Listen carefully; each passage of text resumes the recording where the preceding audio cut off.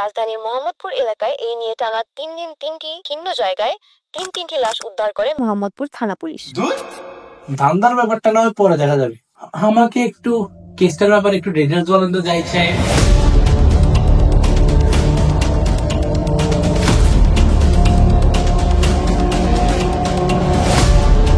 কাকে সন্দেহ হয়ে যাইছে?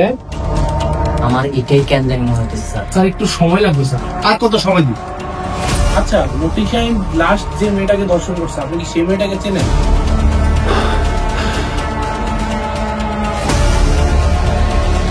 আমাদের ডিপার্টমেন্টে সুন্দরী নন্দিতা ম্যাম।